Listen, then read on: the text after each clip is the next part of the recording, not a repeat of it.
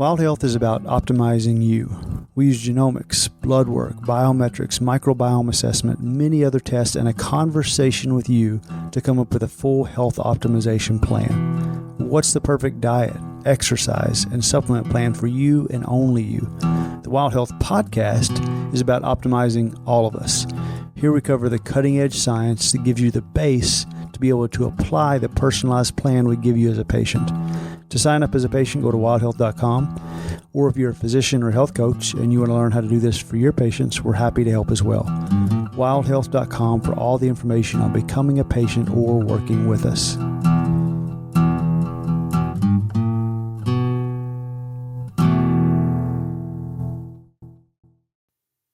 Hey everyone, welcome back to the Wild Health Podcast. This is Carl Seeger. I'm here today. I'm excited to welcome Steve Rofrano to the podcast. So Steven is the founder and CEO of Ancient Crunch. So it's a company behind the Masa chips and Vandy Crisp. Maybe you've all seen them in the grocery store. I know I have. And so these are snacks that are sort of turning to, that are, looking at the processed food world and trying to turn that on its head.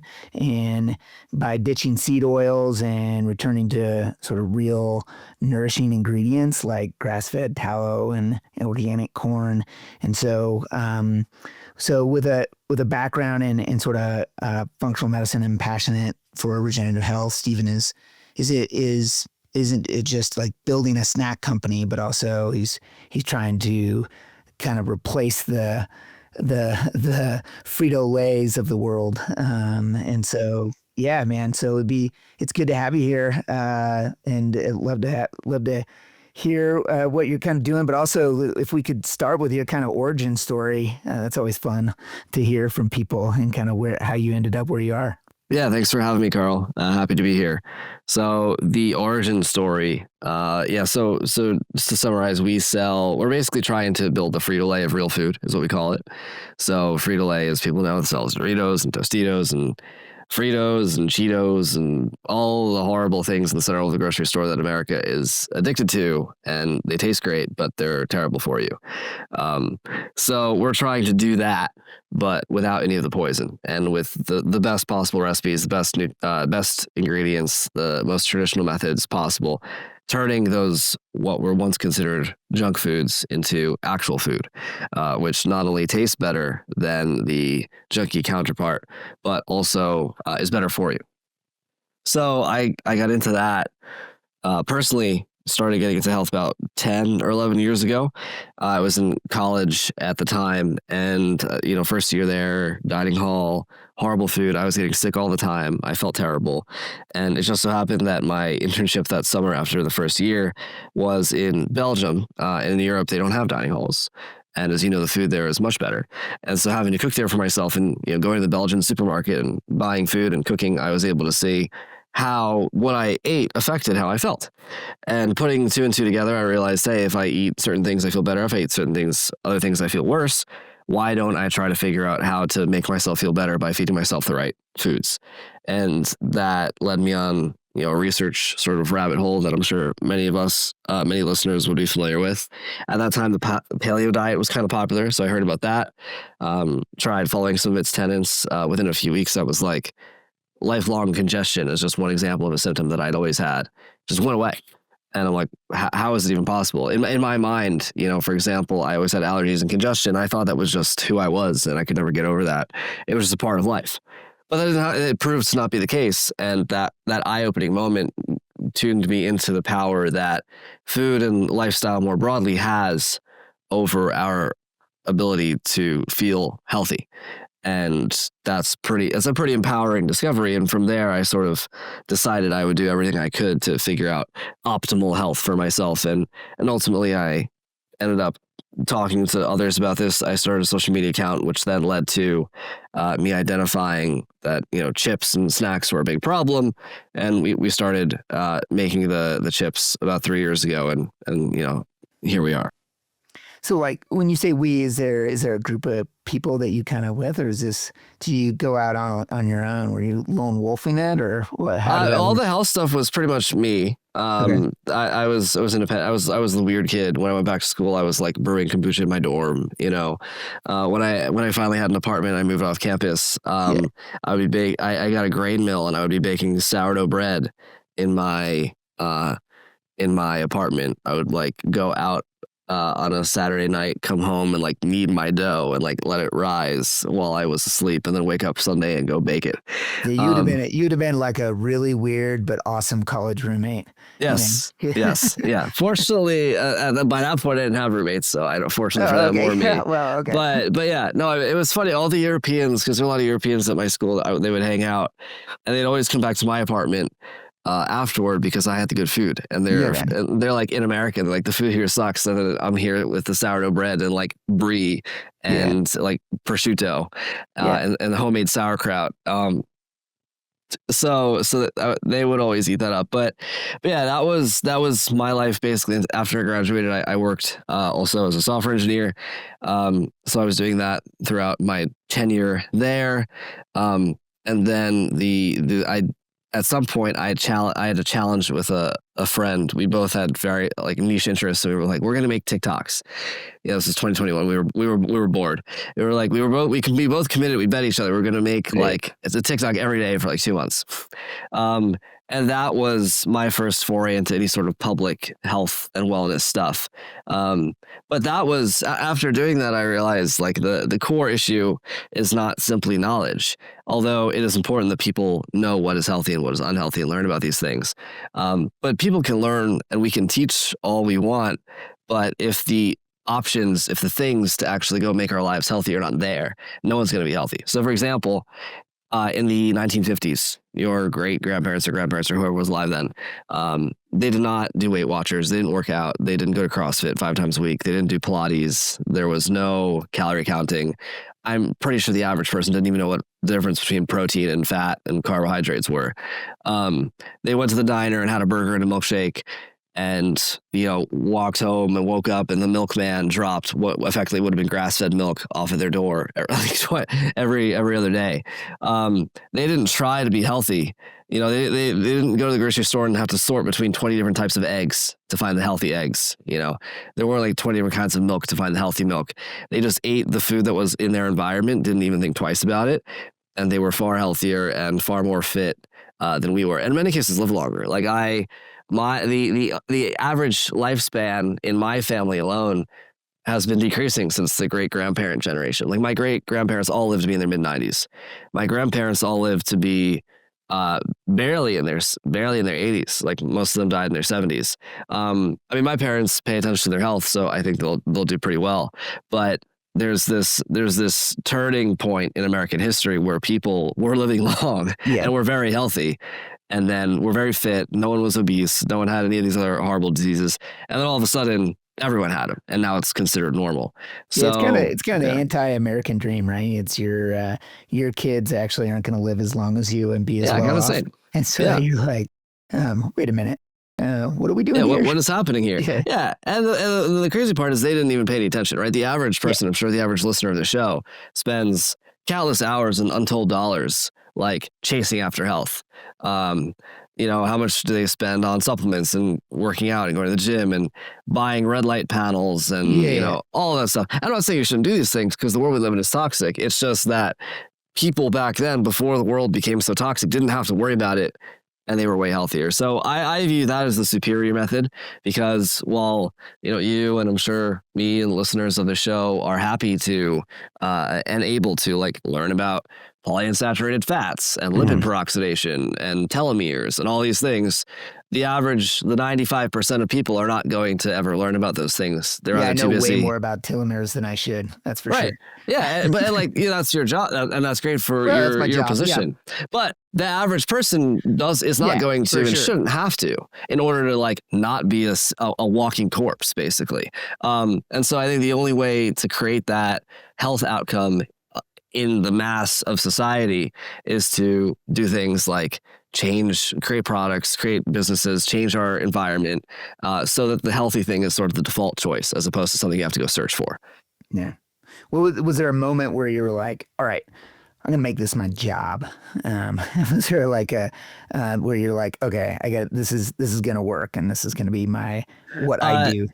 yeah, well, Because you changed from doing something completely different as far as from as opposed to like sourcing and processing or in making food is a very yeah. different, kind of Oh, bag. absolutely. I have zero experience in any of this stuff. I learned everything as I went, but I at some point, as I became obsessed with health and all these topics, I realized that I should probably end up doing some kind of business in this field at some point. This is, I don't know, like 5 or 6 or 7 years ago, even. I'm like, I didn't know what to do, but I was like, yeah, this should happen one day. And I actually didn't even think that the chip company would turn into what it had. The way that started was I was hanging out with a few friends and making fun of one of them for eating chips, Tostitos, I think they were. This was right after like a New Year's party. I'm sure he was hungover or whatever, and like coming out here with my seed oil arguments. And he's telling me like, all right, look, I just want to eat my like snacks in peace. But even if I wanted to get a healthier thing, like it would taste weird. And, I don't want to eat bad tasting health food, blah, blah, blah. I'm like, no, you don't understand. Health foods don't have to taste bad. In fact, the opposite. When you make foods properly and like with high quality ingredients, etc., they taste better and they're healthier for you. And I gave the example of like a hypothetical tortilla chip fried in grass-fed beef tallow, cooked in organic corn, whatever. He was, semi-convinced, was like, that sounds great. Where can I go buy them? And of course, I had to say that you couldn't. Well, you can't. Yeah, that was just in my head. You can't. But so he then challenged me, was like, well, if I can't buy them, why don't you go make them? You have your spare time, because and working in software at the time, you have a lot of spare time. Like at least back then I was working like 10 hours a week, and it was like a full-time job, just like remote work, hanging out. So I had the time and I was like, okay, fair enough. I got a turkey fryer and like a propane fired turkey fryer, like backdoor style. Which are like, yeah, those are like legendary for somebody getting burnt, but yeah, okay. Yes, yeah. I never fried a single thing in my entire life. Like I've never worked at a restaurant, like never. So I had a turkey fryer. Of course, I'd been cooking, for health reasons, but anyway, I had never cooked in this way. Turkey fryer, tallow, organic corn tortillas. I chopped them up and fried them, and they came out great. At least I thought so. But the real, this was at like my parents' house, I think a few weeks later, and the real test for me though was I had my family try them, and at this point I was known in the family for eating like kidneys and bull testicles. Yeah, and right. all of this is the carnivore diet era, so I would eat really weird things in the name of health, and so they were of course always skeptical of the health foods that I would try to bring up. But they'd try them, they were a good sport, and much to everyone's surprise, including my own, they actually liked them. I was like, oh, that's interesting. These people, these are people who would not eat health foods if given the choice. Yeah.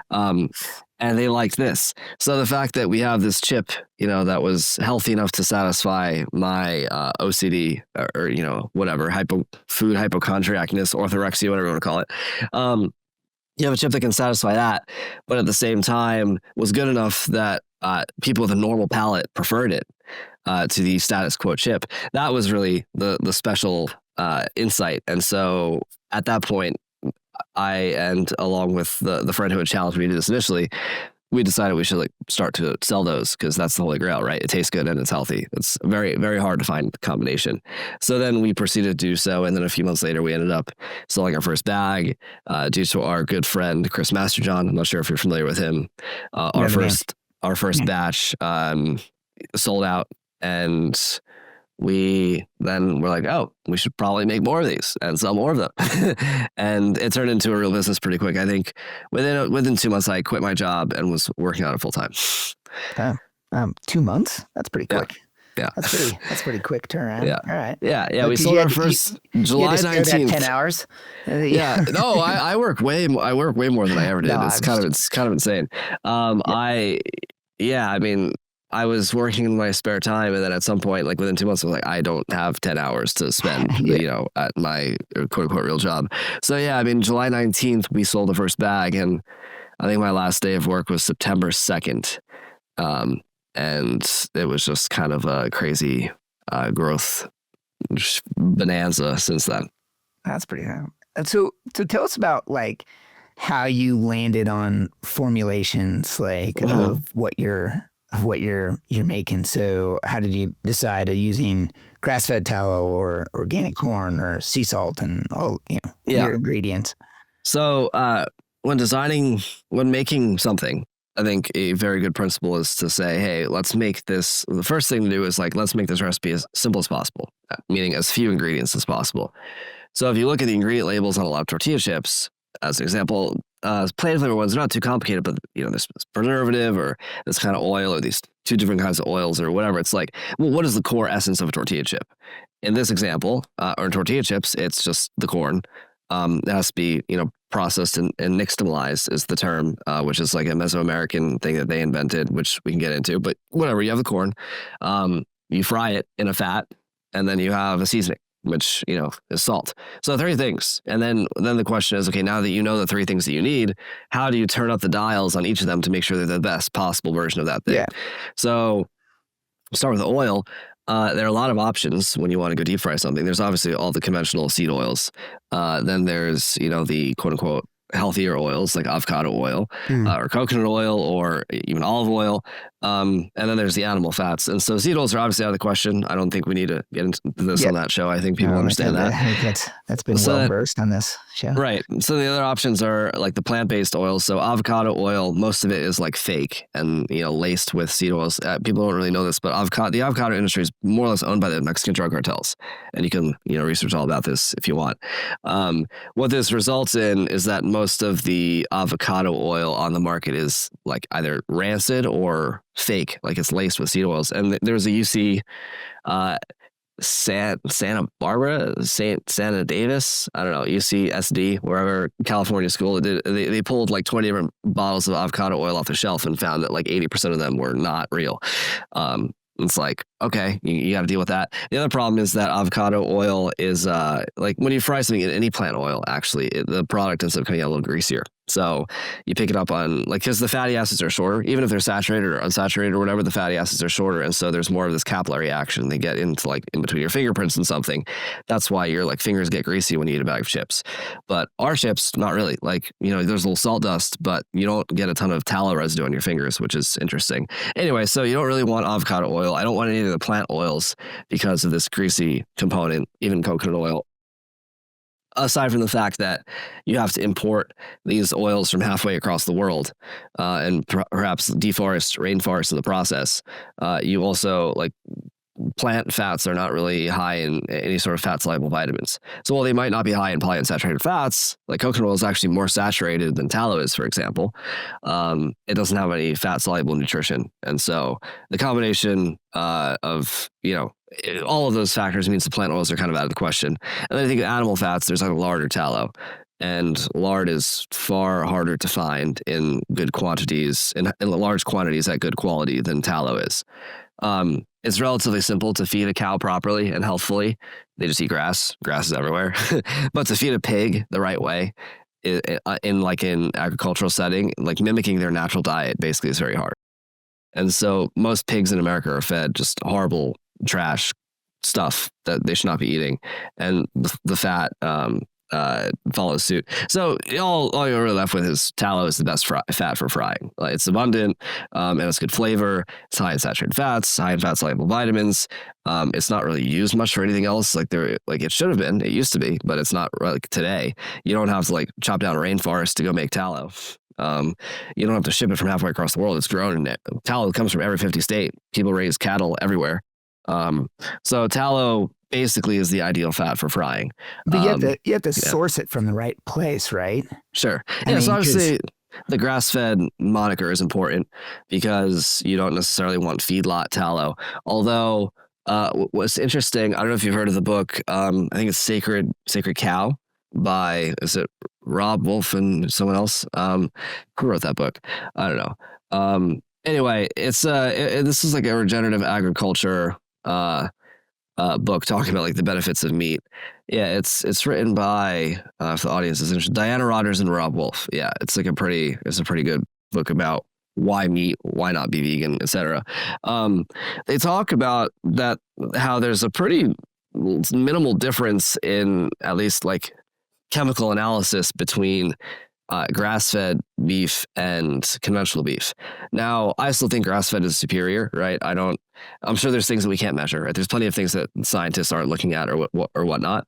But in terms of saturated fatty acid content and fatty acid profile and whatever, conventional beef tallow is remarkably similar to grass-fed beef tallow. Regardless, we use 100% grass-fed beef tallow for all our frying because I think it's probably superior from a nutritional standpoint. And of course, fat-soluble toxins get dissolved in animal fat. And so if you have a cleaner animal, you have cleaner fat.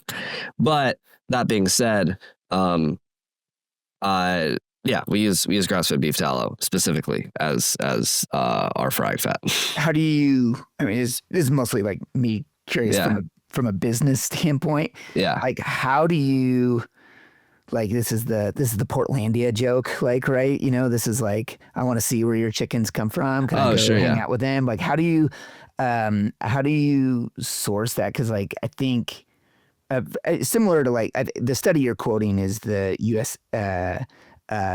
University UC Davis study from 2020, where it's like 80% plus of avocado oils were stale. Right. They basically looked at like 20 plus samples.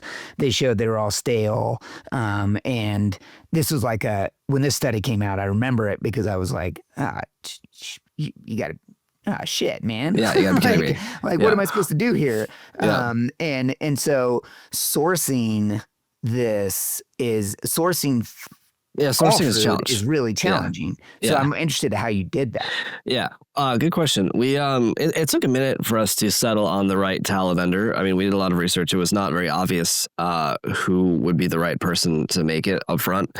But we ultimately found these people. They're in the Midwest. They've been making tallow for over 40, 50 years, I think, since the 70s. And I mean, I've been there. I've visited them. I've seen it. I've seen it made. I've seen the beef. You did do the Portlandia move. You went and I've been there.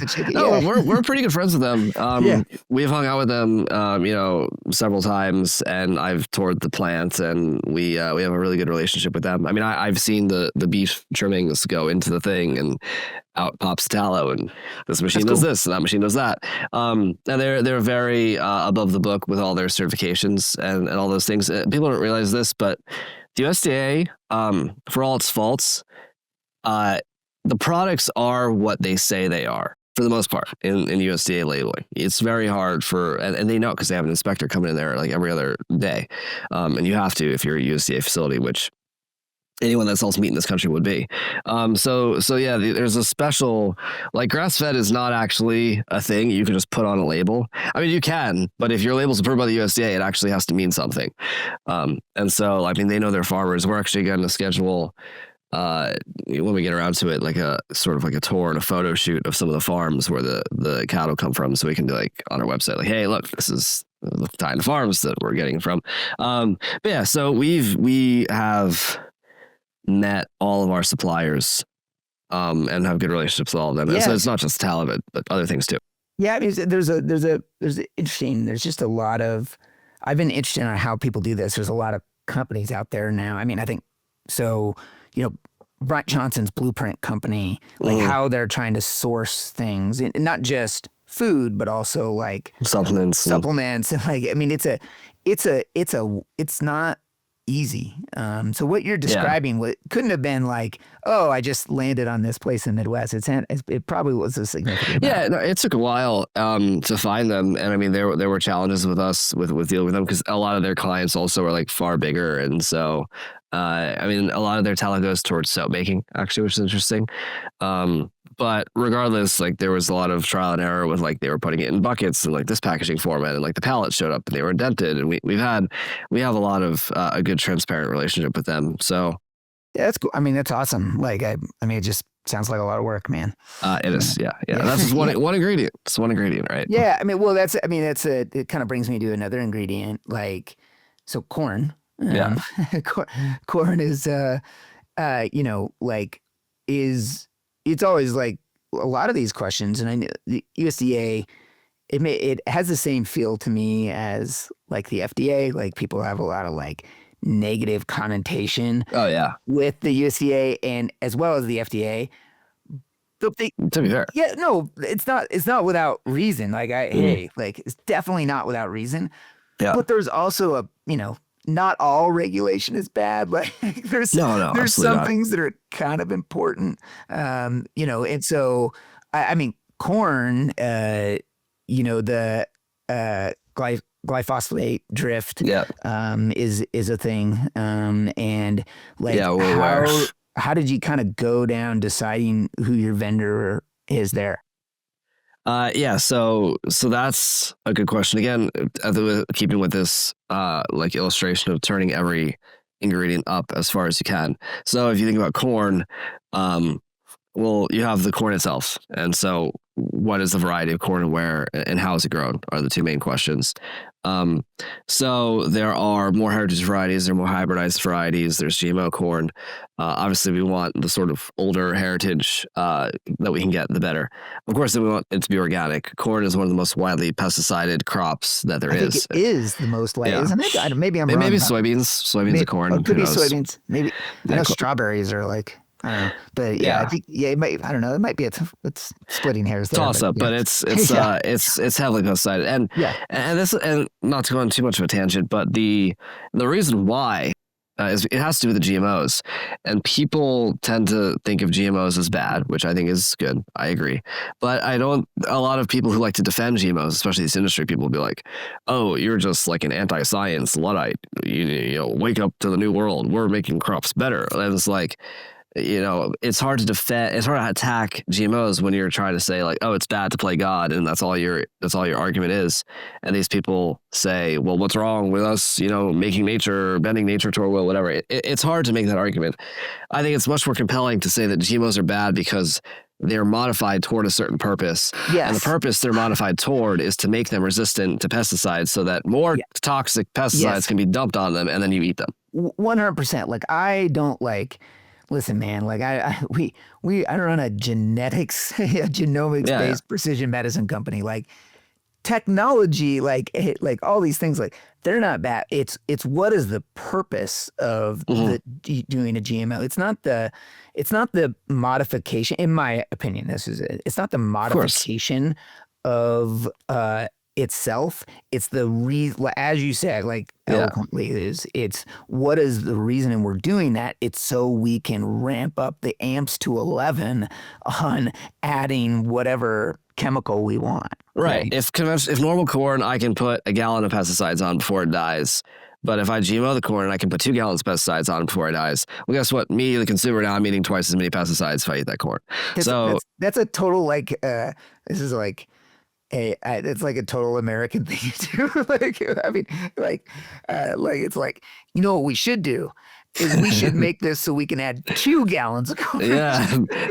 Like, 2 gallons of pesticides. I love it. I mean, it's like horrendous to me, but it's hilarious. But anyway, sorry, keep going. Yeah, so we want like a heritage variety of corn, and we want it to be grown organically. And it's not just glyphosate. Atrazine is a big pesticide used in corn. There's like literally dozens. We have like a lab that does our pesticide and their quality checking, and like the number of pesticides I explicitly call out for them to check that are used in corn. It's like it's like a list of like 20 different things. It's horrible. So we have to minimize that, and of course, not use the worst ones. And so the organic certification does a pretty good job. But I will say we're continually trying to make it better, right? So we talk about regenerative something or other. Regenerative agriculture is a big deal. I want to be using regenerative organic corn, which is a thing, not widely used. You basically have to like contract with farmers to grow it specifically. So we're working on that next. So I think the goal is like for us to increase the quality of every single ingredient over time too. I'm trying to turn it up as much as is practical today. But I also want to improve. So yeah, we have organic corn. We have a heritage variety. And then how do you prepare it? Well, so people may be familiar with sourdough bread, right? Or soaking nuts or sprouting seeds or similar. Most people, I think, at this point are aware that most seeds, which grains are a subset of, have certain plant substances in them that need to be prepared away in order to make them more digestible and more healthful. So in the same way that you might ferment wheat to turn into sourdough bread, or you might soak a nut in order to get rid of the phytic acid. The proper way of preparing corn is to do what's called nixtamalization, which was invented by the Mesoamericans who first domesticated corn several thousands of years ago. Yeah, you're going to have to educate me on this. I don't know what you're talking about there. So basically, you take corn, you boil it with crushed up limestone, which is an alkaline. It makes an alkaline solution. It's calcium hydroxide. And then you let it sit for 8 hours. And then this process does a few things. It breaks down the hard pericarp, I believe is the name for it, the outer cellulose shell that if you were to eat a corn on the cob, all those corn shells that you might poop out the next day, all of those kind of get dissolved by the alkaline bath. Any mycotoxins that are built up from the storage of corn, it's dry, it's in some silo somewhere, those get deactivated during this process. And the other, some enzymes, like not enzymes, amino acids in corn, they are changed in ways that make them more bioavailable. And importantly, the third or fourth or whatever it is, and final feature is that certain nutrients become more bioavailable. For example, vitamin B3. So there's this condition called pellagra, which affected European settlers in the South who started eating corn after the Native Americans had sort of taught them. But they didn't do this process. The Native Americans did this, of course, because they invented it. They knew this. But the Europeans were like, oh, we don't need to do this. And so they would eat their grits and eat their cornbread or whatever. And they would develop pellagra, which is chronic vitamin B3 deficiency. Corn has vitamin B3, but if you don't nixtamalize it properly, not only do you not get the vitamin B3 from the corn, it also sucks out other vitamin B3 from the food that you're eating. So it's similar to phytic acid as this anti-nutrient, whatever, prevents the absorption of other nutrients. And so, to make full use of the vitamin B3 that is in corn, you have to do this. And you have to do it right. There are ways of cheating. For example, it's like sourdough bread is full fermentation of dough, but you can use commercial yeast as a sort of fake cheating version of fermentation. There's fake nixtamalization where, and I've seen this done firsthand, where someone making tortillas will literally just put some calcium hydroxide in some water, dump it in corn flour, mix that into a dough, and then start making tortillas. No boiling, no soaking, no rinsing, no 8 hours, no none of this. There's fake versions. So you have to do that. And you have to do it right. Anyway, when you do that, corn becomes a good nutritious part of the diet, and is a well-digested grain by most people. It's gluten-free, naturally, of course, if people have a problem with that. And so it's not just the quality of the corn. You have to go do that whole thing. And when you do that whole thing, then you can make tortillas that are good. You can cut them up and fry them, and then you have chips. Side note, how this is the thing in evolution that I can't get my mind around, is how people figured out hey, if we don't do this complex process, we're gonna get dementia, diarrhea, we're gonna be photosensitive, pellagra, and eventually you'll die from it. Just try to put myself back in that environment where I have no technology, I don't have ChatGPT to remember what pellagra was from medical school, and but I'm going to it's clearly how we need to process our corn differently to make this so we live. It's actually quite shocking how this ever happened. I mean, some of them make more sense than others. If you think about cheese and how rennet is used to make cheese, rennet is an enzyme that is found in cow stomachs of all places. And if you have a milk and you have a dead cow and you want to store your milk and you don't have pottery, you're probably going to use a dead cow stomach to put your milk in. And if you were to do that, you'd come back 3 hours later and you would see that the milk was solid. And then if you were enterprising enough, you would have eaten it and be like, hey, that's pretty good. And then you would have figured out that the cow stomach helps make the cheese. Who was the first dude to be like, I'm going to eat this? I guess we all knew that guy. In junior high. I'm sure that was a common character. Yeah. I mean, people have similar theories the berries were rotten under a tree and they turned into wine. But I honestly have no idea how people figured out the whole nixtamalization thing. I'm going to take rocks and crush them up into dust and then boil that with my corn for 8 hours. And I have no idea. I don't know how that happened, but okay. Well, I think the question that I'm guessing that people have is around the concept of, processed food, ultra processed food. Because in many ways, like if you look at the formal definition of like what processed food is and ultra processed food is, like your chips kind of cross over into that world. Yeah, I was. There's certainly processed food. I mean, but if you think about it, if you want to accept that definition of processed food, I mean, everyone eats food that's processed, right? If you cook your meat, if you bake your bread, if you have cheese, you ferment stuff into you make yogurt, you have sauerkraut, like anything altered from its original form is processed, right? So yeah, perhaps the only unprocessed food that people commonly eat, I would honestly argue, is people drink milk. And even then, it has to be raw milk, unpasteurized, unhomogenized, whatever. So if you drink raw milk, or you eat like raw fruit, those are really the only foods that normal people might consume. Raw vegetables. Yeah, right? If you eat a cucumber, but most people cook their vegetables, right? And cucumbers are fruit anyway. Well, I think it's like lettuce. Yeah, lettuce.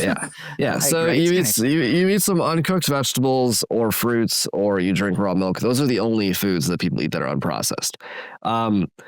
Every other food is processed. And I think the ultra processed definition is an important distinction. And the way I would like to characterize the two is, could you make a thing without modern industry, which includes things like electricity, technology for supply chain, chemistry, processing, all that stuff? If you can make it without anything like that, then it's not ultra processed. And if you can't, then it is ultra processed. So an example. That's a really good way of splitting that, because I have a more complex definition, but yeah, your way is probably better. Right, like if you're a great, whatever, how many greats you want, but if you're a great whoever before 1850 could make the thing, then it's not ultra processed.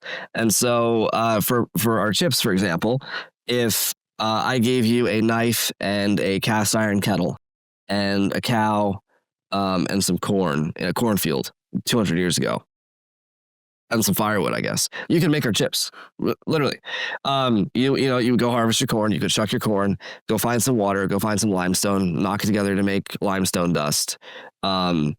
Put it over the fire in your kettle, boil it, and then you can rinse it off and then grind it with a mortar and pestle, and you have little tortillas. So you can put that aside. Then you kill your cow, you butcher it, cut off the fat, stick that in the kettle, heat it up to get your tallow out, and then throw the trimmings aside. And then now you take your tortillas that you just made, and then you throw them in the tallow that's in the kettle over the fire, toss them in, and then they come out. And it's moss chips. Like literally, in fact, we're probably wilderness cooking channels like on YouTube. Yeah. It's like a popular thing. We're trying to do like a collab with one of them where it's like, go make moss chips in the woods, like from scratch. It's totally possible. So now, it's funny because what you're describing, other than killing the cow, just because I don't like to kill animals because it makes me feel terrible. Even though I grew up in rural Wyoming hunting, but other than that, like that sounds like a really cool day. If I had to do that for the day, I'd be like, great, it was a great day. Nice. Yeah, maybe even do it for free. Who knows? Pay for a video. Well, actually, I'd probably pay. My world, I'd probably pay somebody to let me do this, right? Yeah. You pay to go on some chip making retreat out in the woods. It'd be some wild retreat, and we'd pay thousands and thousands of dollars for it. Yeah, for sure. Maybe we should charge for that. The Masa Chips cooking experience. Wait, could totally charge for that. You could monetize that like no business, for sure. Wait, that's such a good idea. Anyway, you can make chips. The thing is, like, if you take Tostitos, which outward appearance, the uneducated observer, other than the fact that our packaging is pretty and theirs isn't, same thing, right? It's fried chips. Oh, it's the same thing. It's ultra processed food. They can't do that. Like, maybe they can get somewhere with the corn, right? But when it comes down to the flavors and the oil that they're going to fry it in, shit out of luck. Seed oils were not physically possible to make prior to the invention of like certain methods of extraction in the 1860s. There's a series of patents that ultimately that were filed that led to machinery that could extract oils and use solvents to distill them and the necessary steps required to turn them into a quote unquote edible form. Literally impossible. No one in at least the Western world was eating any oil from a seed, and outside of that, the only exceptions are like people in Asia would like crush up sesame seeds, with like a mortar and pestle. Okay. And then, I mean, olive oil, besides the fact that it wasn't consumed at all in northern or Western Europe or America up in really in large quantities up until the 1980s, it's still made from the fruit. Olive's a fruit. It's a fruit oil. Let me back that up. I did not know that fact. So you're saying Oh, olive oil was not consumed in Europe until the 80s? Western, so olive oil was a thing in the Mediterranean. And olive oil did not become olive oil did not become popular in the U.S. until the 80s. Okay, sorry. I thought you were saying in Europe, and I was saying you could not find olive oil in like a waspy American grocery store in the 1950s. You could find it in like the 100%. Italian import store, maybe, or the Greek store, but you would not find olive oil on like the Safeway or whatever shelves in the 50s. I misunderstood you there. Yeah, it's like, wait a minute. No, they definitely consumed it, but only in certain regions. But also like in Russia, you see they had olive oil in Russia or in like the UK. No. So 100 years ago, if you were an American, your options for fat were lard, tallow, and butter, basically. That's pretty much it. Chicken fat, whatever, duck fat here and there. But animal fats were the only option. And so, yeah, if you try to do the Tostitos experiment, making it out in the woods, you fail just at trying to get your frying oil. Like I could give you an entire field full of sunflowers and tell you to like try to turn that into sunflower oil, and you would not be able to do that without some type of industrial technology. So ultra processed food. In fact, seed oils themselves are like the largest, first, and greatest ultra processed ingredient. They were the first thing. If you look back at the history of the evolution of food, the additives that people added, obviously there's crazy things that we have nowadays. There's citric acid and maltodextrin and MSG and this and that and all these other preservatives and additives, xanthan gum and things that you would not find in your great grandmother's cupboard. But the first one in the course of history, and certainly the largest today, is seed oils. And in fact, I would venture to say that you can't really have ultra processed food without seed oils because they make the bulk of the material of the ultra processed food. You would not have the ultra processed food industry without them. 30% of Americans' calories are seed oils. They were the first ones invented. And like, yeah, we eat Red 40, but it's like you might eat a few milligrams a year of Red 40. And like even the average American, might eat a few milligrams of Red 40, while they would eat several kilograms of seed kilograms. Several kilograms, probably dozens of kilograms of seed oils in a year.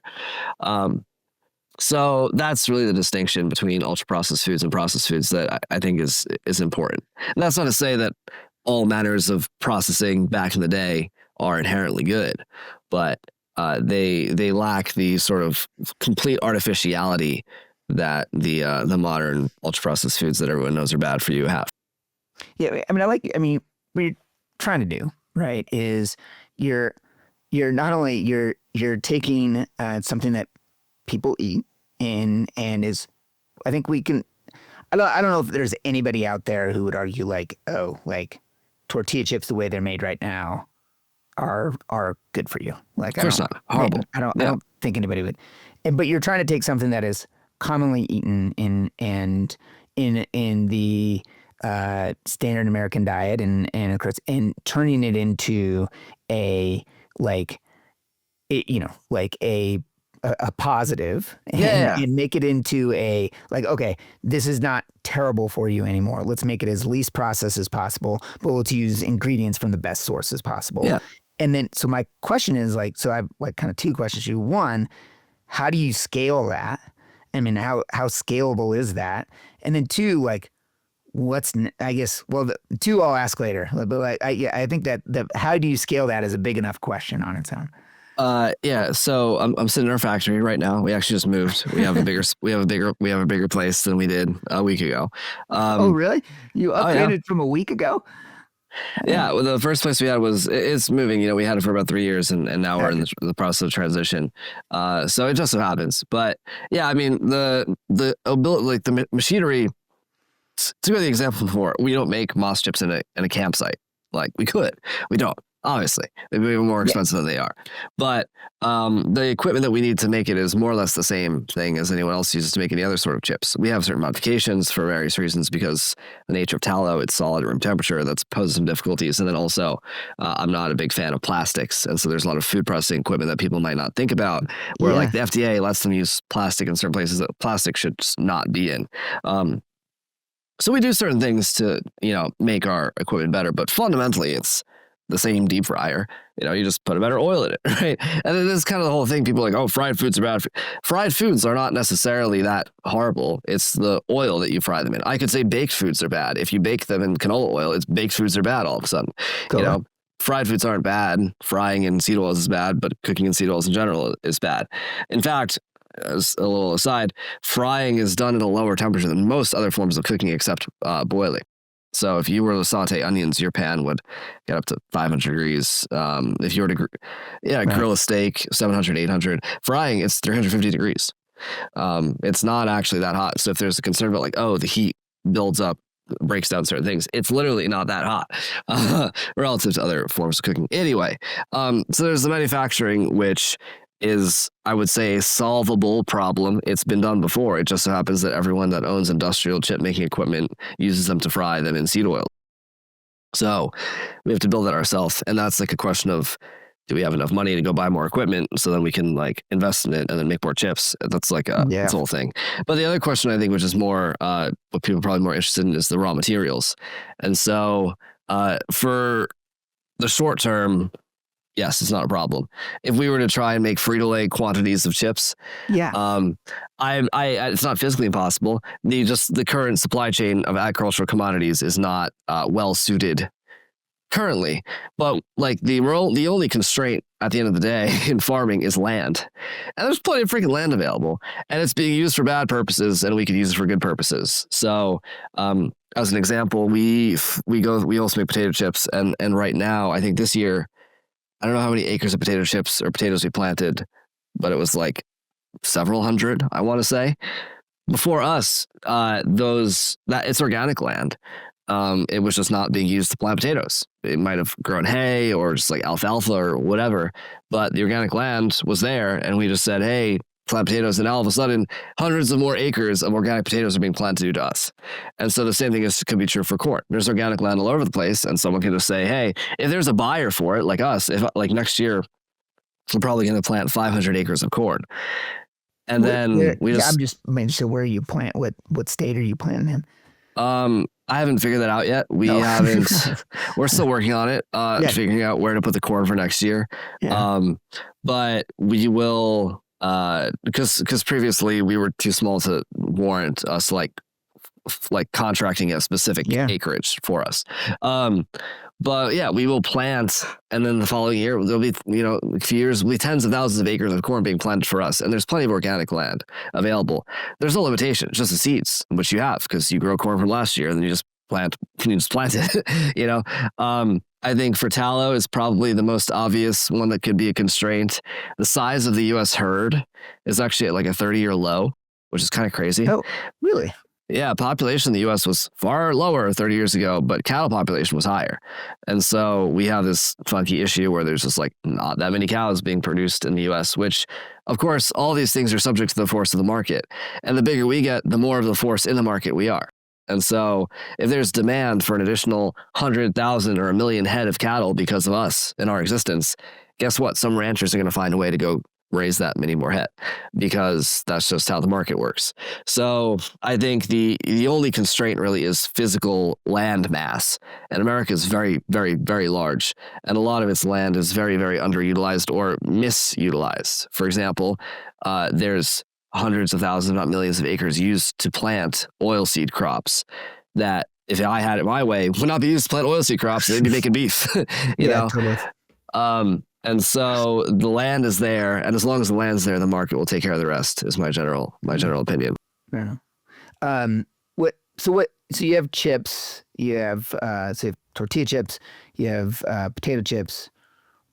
So I guess my question would be what else do you have, and then what's next on your, or I mean, I don't want to put you, pin you down, but are you, Yeah, Maybe you're I like, haven't. I just want to double down on this, or Well, maybe we're definitely going to double down on this, right? yeah. So like, we have tortilla chips, we have potato chips, monster chips, vanity chips, respectively. Those will, by the end of next year, should be available in like most natural channel, healthy-ish grocery stores, and even some conventional ones, Publix and etc. And then by Mhm. the end of 2027, like we should be in every single grocery store in the country.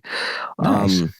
And then we started actually, it was sort of like a side project that we had the idea to do. We started selling the tallow that we've been using from our producer that I talked about in jars, and we're going to make that available in buckets and other configurations for like restaurants, et cetera. So it makes it easier for people to fry or use sell in their products, like if they make tallow balm or soap or protein bars or whatever.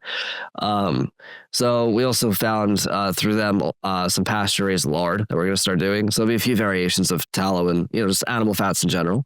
That's called Golden Age Fats, goldenagefats.com. Okay. And then the goal is to just continue the march along the snack aisle. Basically, like find the things that people like the most that are horrible.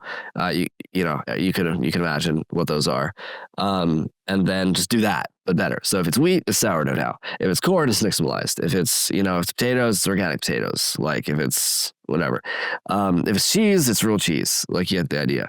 And so we can just kind of march through the aisle and spread around and figure out what makes the most sense to do next. And I mean, gosh, there's probably 10 to 15 different types of salty snackish things in America that need to be replaced. That'll take us years to do. You gotta. That's a big job, man. You got plenty on your plate. I was just wondering what's next on your docket, but Yeah. I mean, I think it's interesting when you look at like advertised food at a restaurant, like there's all sorts of like little asterisks on everything. Is it the number of letters following a meal is increasing, and Yeah. and so whether or not it's gluten free, organic, and like all the stuff that's hilarious. If you Hopefully we'll start seeing seed oil free on those. Seed Oil Scout. I don't know if you or if people have the app Seed Oil Scout. Very helpful to find restaurants that don't use those. Seed Oil Scout. I didn't know about that. Okay. Oh, really? Yeah. Seed Oil Scout. It crushes. Depending on where you live, there may or may not be that many restaurants available, but certainly in bigger cities, absolutely crushes. I can't travel without it. It's so helpful. I live pretty rural, so like might not have a ton of options. But that's interesting to me because it's one thing I've always thought about is going to restaurants. Like nobody ever talks about what stuff's cooked in, right? It's weird. People think of oil as like water or something. It's like no one's putting water in the ingredients list for pasta, but everyone knows it's boiled. Totally. So like. Although I still think that's kind of sketchy because water's got fluoride and other chemicals in it and it gets into your food. But at the very least, it's not caloric and it goes away. But people think of oil in the same way. They're like, oh yeah, it was fried. What do you mean what oil was in? It was an oil. Like as if that mattered. What do you mean? Like 40% of the calories of this finished product are that oil. And you're telling me it doesn't matter. You don't even know what it is. I've been to, I don't want to name any names, but I've been to like this farm to table restaurant on some farm, and it's like it lists on the menu where the sausage is from this farm down the road and the cheese is from that other farm down the road. Yeah. And then I asked them, what are your chicken wings fried in? And they're like, oh, it's sunflower oil. And I'm like, oh yeah, the locally sourced sunflower oil, huh? Yeah, great. Like, you guys just think that doesn't exist? Like the oil doesn't matter? Like, what are people doing? I think it's just I think it's like and I mean, it's obviously like, you look at my family growing up and like, so it's just an education thing. Like people are just unaware. And there's always this barrier to whenever you bring some sub-level education around that, there's like a resistance around that to some sort of change, like, eye rolling. And, what we found, like at least in our company, 7-8 years ago when we started doing like kind of a mix of Western and functional medicine and looking at genetics, but also looking at lab work and looking at how we can intervene from a lifestyle as well as all these other things, like combining that together. People looked at us like we had two heads, Sure. And now it's like, the needle just slowly moves, it just takes time. And I think seed oil is one of those things that it just, in 10, 20 years, we're going to look back and be like, holy crap, what were we doing? Yeah, absolutely. At least that's the hope, man. Well, I hope so. and I think we're headed there. So Yeah, exciting well, I stuff. really appreciate the work you're doing, man. Like what you're doing is really cool. Thank you. I hope, I hope your business continues to crush it. It seems like you guys are doing really well. Thank you. And so, but we appreciate you coming on the Wild Health podcast. So just, you want to like throw in like your website and stuff like that where people can access your stuff. Yeah, you can find the chips on Amazon. Sometimes we have stocking problems because they sell it too fast. But the websites are the best place to look at that. Moss Chips, MASACHIPS.com. It's tortilla chips. The potato chips are called Vandy Crisps, VANDYCRISPS.com. The tallow and all the other fats that we're going to start selling is goldenagefats.com. And I suppose that's about it. Sweet, man. Well, hey, thanks for coming on. It was really nice to talk with you. Yeah, thank you for having me. Appreciate the work you're doing. Yep, no problem. All right, take care. You too. Thanks so much for listening to the Wild Health Podcast. If you want more daily health education, be sure to follow us on Instagram, which is filled with health optimization how-tos, grocery shopping lists, guided breathwork posts, myth debunking, and so much more. You can find us at Wild Health MD on Instagram.